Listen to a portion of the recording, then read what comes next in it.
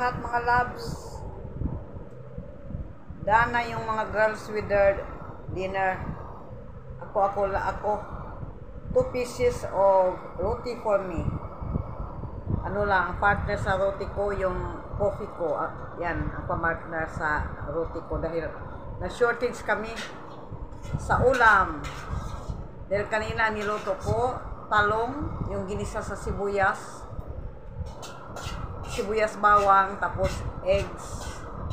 Ginisa sa itlog na talong. Yun ang ulam namin kanina.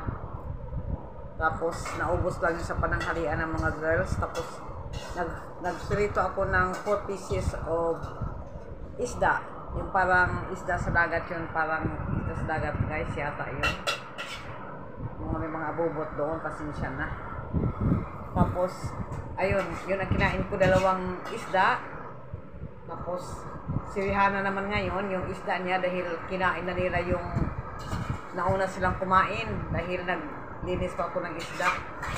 So, si Maliha naman, wala nang ulam. Nag-ano siya, yung leftover rice, kaninang lunch, ginawa niyang fried rice with turmeric. Yellow ang kulay ng fried rice niya. Gusto niya yun. Tapos, lalagyan niya ng kaunting, anghang-anghang yung fried rice niya. Yun ang ni Maliha. May isang egg, yun ang hinalo niya.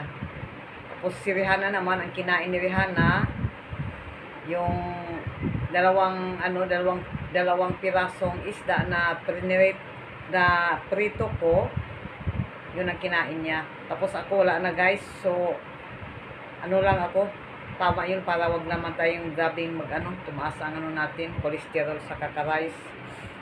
Lang ako, roti with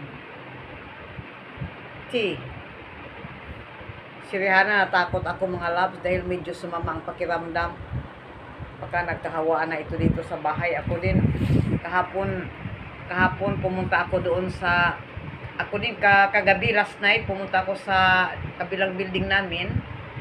Yung may-ari ng bahay, pareho din ang sitwasyon dito. Lagnat at masama ang pakiramdam, lagnat. Tapos, masakit ang buong katawan. So, nag-visit ako doon. Tapos, pag uwi ko, ganyan ako. Nung corona time, ganoon ako, guys. Pag lumabas ako, ng COVID time noon, masakit-sakit ang lalamunan ko. Tapos, medyo nawawala din naman. Kaya ako, kagabi nung pumunta ako, tapos dito din sa amin, medyo masama-sama yung lalamunan ko ng kaunti, guys. Medyo kaya gagawa ako ng ginger tea, kaso wala kaming ginger at nilagay ko lang yung ba yun? Ang tawag doon, honey? Sa tawag doon sa English? Nakalimutan tayo sa English. Yung ba ito? Yun na yun, guys. Sasabihin ko lang sa inyo. Yun na yun. Tapos si Rihanna din, not feeling well. Nag-take siya ng pang fever na for precaution dahil parang masama, parang may lagnat daw siya sa loob. Yun ang hirap pag may magkasakit dito sa kasamahan natin sa bahay dahil magkakandahawa talaga. Sana naman wag mahawa kami. Hirap ng wala tayong pampadoktor. Mahirap, panggastos na naman sa doktor. Tapos hirap ng may sakit. Mahirap ang pag may naramdaman ka, di ba, guys? Pag may naramdaman tayong hirap. So, sana hindi si Rihanna lagnatin. Yaw-yaw lang ito. Okay? May continuation ito bukas. Gabing yaw-yaw. Hello mga loves. Good evening. It's 10 p.m. exactly. Kitchen time. Nag-fry ako ng ginawa ni Maliha na roti. Ito yung sa akin, ayaw ko ng ayaw ko ng parata. Yung parata, mga loves, with oil. May cholesterol tayo, kaya bawal yun sa atin. Ito yung nila, ito yung traditional na for roti na para mag-fry dito. Traditional frying pan sa roti. Yung sa akin without an oil. Bilog si Maliha maggawa. Kagabi niya ito ginawang dough. So, sandali lang ayun, nagdudo pa siya, medyo manipis-nipis ng kaunti ito ngayon mga loves. Kakain din daw sila. May rice pa kami, gusto din nila ng roti. So, pagbigyan sila ng roti. Ano.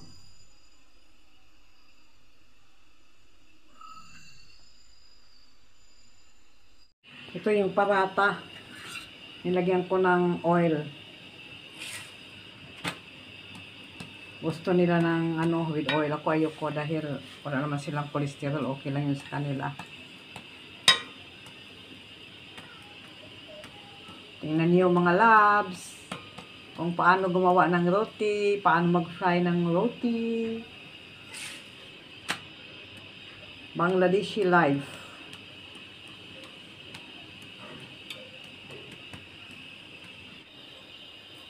Taggalawa kami.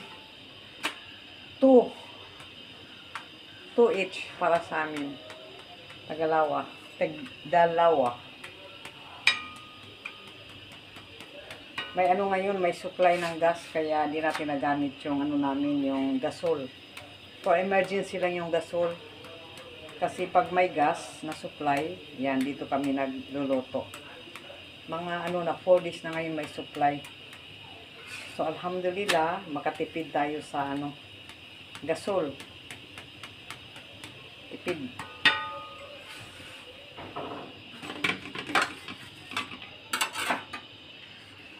Kunin ko yung Give me, Maliha. No, give me.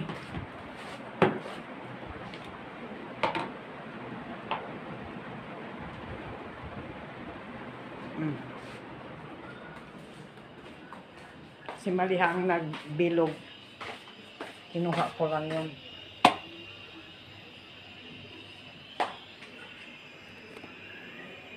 Dito tayo sa kusina. Keep watching. Mga loves. Keep watching sa roti. Kung paano paano ba ito? Mag-fry. Mainit, hindi gaano mainit, okay na dahil pag mag-summer, mag-winter na, mag-winter na. So, okay lang. Okay.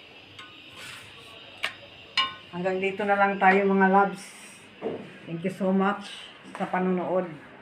Pasok na tayo sa aming palasyo.